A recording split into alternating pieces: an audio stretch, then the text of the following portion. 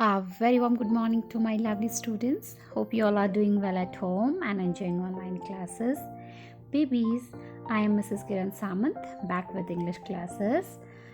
As you know that we are doing chapter 11 of English grammar, that is simple present tense. And in our last class, we did question 1 and 2 of this chapter.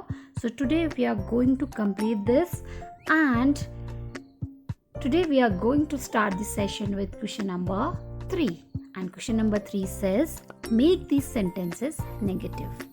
As I told you yesterday, for making sentences negative, what to do? For singular number subject, we use does not before root form of verb, and for plural number of subjects, we use do not before root form of verb. So let's start with number 1. Number 1 says, my friend goes to Kerala in June. So my friend is singular number, so after subject there will be does not, and then there we should be root form of verb. So goes is not root form of verb, its root form is go. So the sentence in negative becomes this: my friend does not go to Kerala in June. Now number 2, my friend and I visit an old age home every month. Now see, my friend and I, we have become plural, so there should be do not. So it's like this: my friend and I do not visit an old age home every month.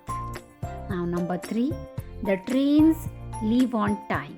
So the trains means plural, so again we'll use do not here. So the sentence in negative becomes like this: the trains do not leave on time. Now number 4, snow falls heavily in Kashmir.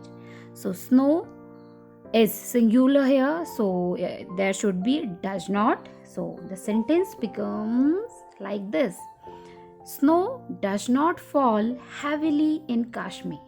Now number 5, that is stars shine at night. So stars means plural, so after stars there should be do not. So the sentence in negative becomes like this: stars do not shine at night.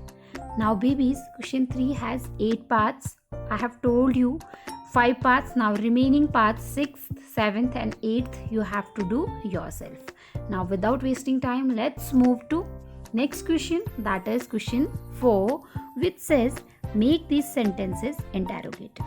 Now we have to convert these given sentences into interrogative. Now remember one thing, the interrogative sentence always starts with a question word or a helping verb, and it always ends with a question mark. Now how to make interrogative of simple present tense? So for that, what to do?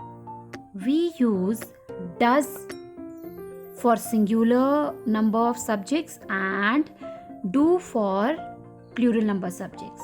Now as I told you, the interrogative sentence starts with helping verb or question verb. So helping verb is does or do here. So let's start with this. Number 1 is she brushes her teeth properly. Now she is singular, so for that we will use does, then subject, after that root form of verb. So its interrogative sentence becomes like this: does she brush her teeth properly?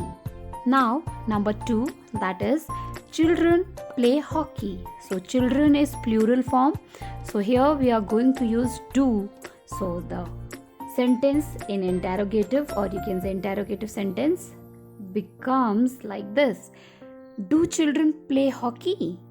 Now number 3, some students disturb the whole class. So some students means plural, so it will start with do. So the interrogative sentence becomes like this: do some students disturb the whole class? Number 4, Samrat recites poems fluently. So Samrat is singular, so it will start with does, and it becomes does Samrat recite poems fluently? Now number 5, I sleep for at least 8 hours. So we have to make its interrogative. So with I we use do. So the interrogative sentence is, do I sleep for at least 8 hours? Now students, again question 4 has 8 parts. I have told you 5 parts. Now remaining parts 6th, 7th and 8th you have to do yourself. So babies, with that we are done with this chapter. Hope so you understood it very well.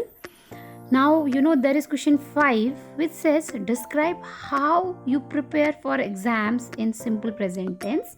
So that only you have to do this. So with this we are done with this chapter. See you tomorrow. Till then, stay home, stay safe. Thank you. Bye-bye. Bye.